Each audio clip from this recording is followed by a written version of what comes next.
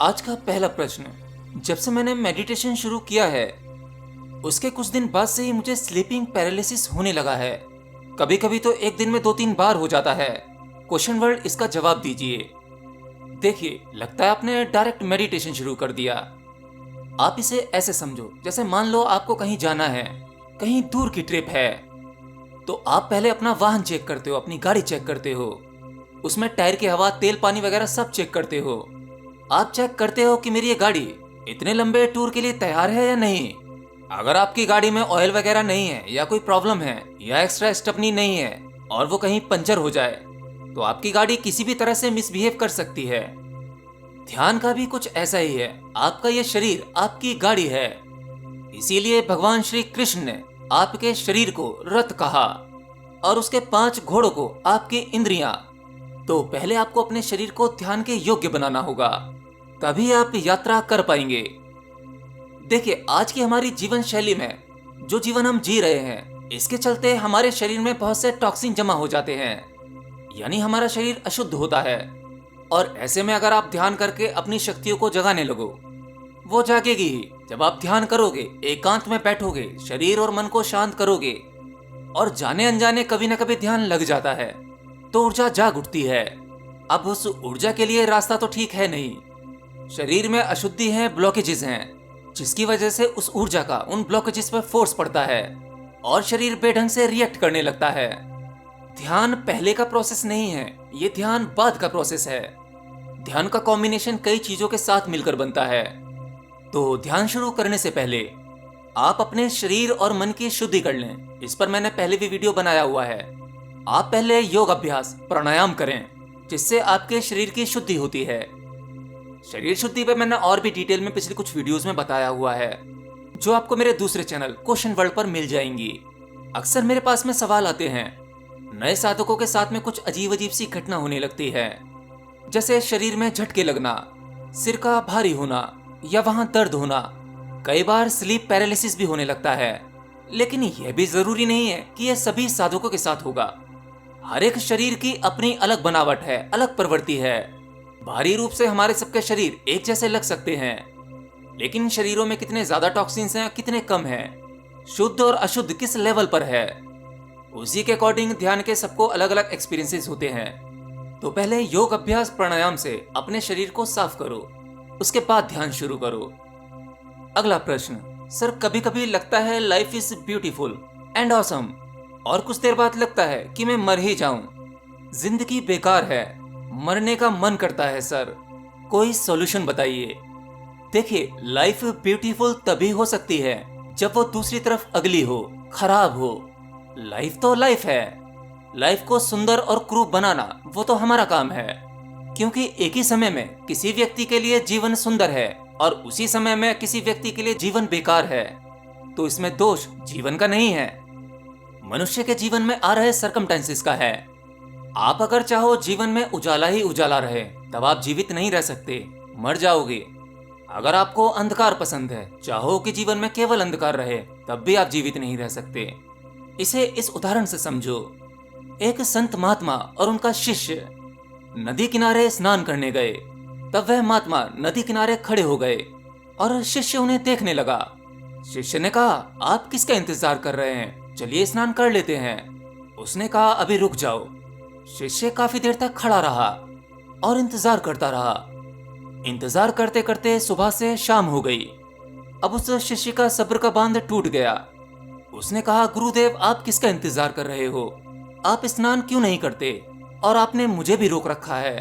तब गुरुदेव ने कहा कि ये जो तुम नदी में लहरें देख रहे हो, मैं इन लहरों का शांत होने का इंतजार कर रहा हूँ। जब ये नदी बिल्कुल शांत हो जाएगी, नदी में लहर की एक भी तरंग नहीं होगी, हम तब इसमें स्नान करेंगे। शिष्य ने कहा, गुरुजी, आप ये कैसी बातें कर रहे हैं, ये लहरें तो कभी शांत नहीं होंगी। हाँ, लहरें अगर ज्यादा होंगी तो कम हो सकती हैं, लेकिन शांत तो नहीं होंगी। तब गुरुजी ने कहा, ये नदी, ये समुद्र, यही हमारा जीवन है। जीवन परस्पर चलता रहता है, वह आपके सोचने से या करने से रुकेगा नहीं, ये तो बस यूं ही चलता जाएगा। हम लोग सामान्यतः यह सोचते हैं कि जीवन में कब परिस्थितियां हमारे अनुकूल हों और तब जाकर कहीं हम एक्शन लें, परिस्थितियां तो ऐसी ही रहेंगी और जीवन यूं ही बीतता रहेगा, खर्च होता रहेगा। आपको जो करना है उसका इंतजार मत करो, बस उसे कर दो। अगर आप इंतजार करोगे कि हालात कभी मेरे फेवर में हो जाएं, तब जाकर कुछ किया जाएगा, तो ऐसा कभी संभव नहीं होगा। आपको जीवन में दिख रही कुरूपता, बेकारपन, यही कुरूपता, यही बेकारपन इस जीवन को सुंदर बनाता है। मान लो इस जीवन में केवल खुशी हो, दुख हो ही ना, किसी ने देखा ही ना हो दुख, तब आप उस खुशी को खुशी कैसे कह पाएंगे? क्योंकि खुशी का अनुभव तो जब ही होगा जब आपको कभी दुख का अनुभव हुआ होगा। एनीवे, जीवन जैसा है उसको वैसा ही स्वीकार करो और जीवन की खराब परिस्थितियों से डरो मत, उनसे हारो मत, क्योंकि लाइफ का अच्छा टाइम आपको कुछ नहीं सिखाता, लेकिन जीवन का बुरा समय आपको जो सिखाता है वह आप जीवन भर याद रखते हैं। और उसी सीख, उसी शिक्षा की वजह से मानव का कल्याण होता है।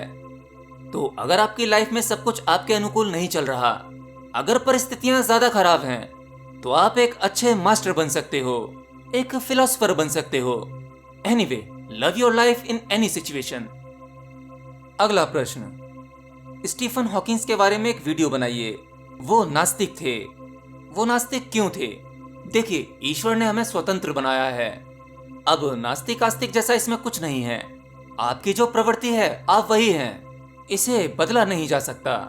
और वही बात अगर नास्तिक आस्तिक की है, तो मैं एक नास्तिक को आस्तिक से अच्छा मानता हूँ, क्योंकि हमारे बीच मौजूद तथाकथित आस्तिक लोग वो आध्यात्म के विज्ञान को जानते नहीं हैं, केवल उसे मानते हैं। और एक मानने वाला व्यक्ति हमेशा अज्ञानी रह जाता है, लेकिन जिसके भीतर जानने की इच्छा होती है, प्यास होती है, वह सच्चा और अनुभवी ज्ञान पाता है। स्टीफन हॉकिंग को हम कर्मयोगी कह सकते हैं। वह एक खोजी थे, और एक खोजी हमेशा परमात्मा के निकट होता है, अब वो चाहे आस्तिक हो या नास्तिक हो। क्या आप जानते हो, मनुष्य की मान्यताओं की वजह से आज पृथ्वी पर कई वर्ण और धर्म बन गए, और इस अज्ञानता की वजह से ही सभी धर्म एक दूसरे की जान के प्यासे हैं। जो अपने आप को तथाकथित ज्ञानी कह रहे हैं, वही एक दूसरे के घर जला रहे हैं। एक समुदाय कहता है कि भारत में केवल मस्जिदें होनी चाहिए, लोगों को केवल इस्लाम धर्म को ही फॉलो करना चाहिए, कहते हैं कि इस्लाम ही सच्चा है। अरे जाकर उनसे पूछो वो इस्लाम धर्म के बारे में क्या जानते हैं। ईसाईयत चाहती है कि पृथ्वी पर एक ही धर्म होना चाहिए। अरे भाई, आप लोगों को धोखा देकर या जबरन किसी का धर्म नहीं बदल सकते, और अगर बदलते हो तो आप उसकी आत्मा की हत्या कर देते हो। अब वह व्यक्ति जीवन में स्वयं को नहीं जान सकता।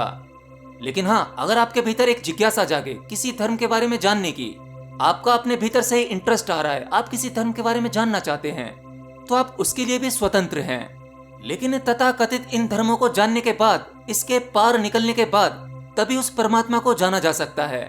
इस मामले में मुझे सनातन धर्म के लोग काफी अच्छे लगते हैं।